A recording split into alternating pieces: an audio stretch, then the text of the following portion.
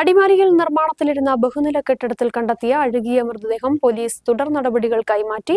കൊല്ലം കരുനാഗപ്പള്ളി സ്വദേശി പാപ്പച്ചന്റെ മൃതദേഹമാണ് വ്യാഴാഴ്ച വൈകുന്നേരത്തോടെ കെട്ടിടത്തിന് മുകളിൽ കണ്ടെത്തിയത്. പാപ്പച്ചന്റെ മരണത്തിൽ എന്തെങ്കിലും അസ്വാഭാവികതയുണ്ടോ എന്ന കാര്യത്തിലടക്കം പോലീസ് അന്വേഷണം ആരംഭിച്ചു.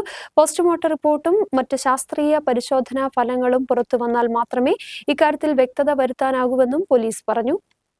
വ്യാഴാഴ്ച വൈകുന്നേരത്തോടെയായിരുന്നു 65-കാരനായ കൊല്ലം കരുനാഗപ്പള്ളി സ്വദേശി പാപ്പച്ചന്റെ മൃതദേഹം അടിമാലിയിൽ നിർമ്മാണത്തിലിരുന്ന ബഹുനില കെട്ടിടത്തിൽ കണ്ടെത്തിയത്. മൃതദേഹം അഴുകിയ നിലയിലായിരുന്നു. മൃതദേഹത്തിന് 2 ആഴ്ചത്തോളം പഴക്കമുണ്ടെന്നാണ് പോലീസിന്റെ വിലയിരുത്തൽ. മരിച്ച പാപ്പച്ചൻ 4 മാസം മുമ്പ് വരെ അടിമാലിയിലെ ഒരു സ്വകാര്യ മാനേജ്മെന്റ് സ്കൂളിൽ സെക്യൂരിറ്റിയായി ജോലി ചെയ്തിരുന്നു. നിരന്തരമായ മദ്യപാനത്തെ തുടർന്ന് ഇയാളെ ജോലിയിൽ നിന്നും പിരിച്ചുവിട്ടിരുന്നതായി മാനേജ്മെന്റ് അറിയിച്ചു. പിന്നീട് സ്വദേശത്തേക്ക് പോകാതെ ഇയാൾ അടിമാലി മേഖലയിൽ കൂലിവേലയുമായി കഴിയുകയായിരുന്നുവെന്നാണ് വിവരം. മരിച്ച പാപ്പച്ചന്റെ മൃതദേഹം ഉച്ചയോടെ പോലീസ് തുടർ നടപടികൾക്കായി മാറ്റി. മൃതദേഹം കണ്ടെത്തിയ സ്ഥലത്തു നിന്നും പോലീസും ഫോറൻസിക് വിദഗ്ധരും ശാസ്ത്രീയ തെളിവുകൾ ശേഖരിച്ചു. മൃതദേഹം കാണപ്പെട്ട ഭാഗത്ത് രക്തക്കറ കണ്ടതായുള്ള സൂചനയുണ്ട്. പാപ്പച്ചന്റെ മരണത്തിൽ എന്തെങ്കിലും അസ്വാഭാവികതയുണ്ടോ എന്ന കാര്യത്തിലടക്കം പോലീസ് അന്വേഷണം ആരംഭിച്ചു. പോസ്റ്റ്മോർട്ടം റിപ്പോർട്ടും മറ്റ് ശാസ്ത്രീയ പരിശോധനാ ഫലങ്ങളും പുറത്തുവന്നാൽ മാത്രമേ ഇക്കാര്യത്തിൽ വ്യക്തത വരുത്താനാകൂവെന്ന് പോലീസ് പറഞ്ഞു. മരിച്ച പാപ്പച്ചന്റെ ബന്ധുക്കളും അടിമാലിയിൽ എത്തി. നിർമ്മാണം പൂർത്തീകരിക്കാതെ കിടന്ന കെട്ടിടത്തിൽ ടൈൽ വിരിക്കുന്നതിന്റെ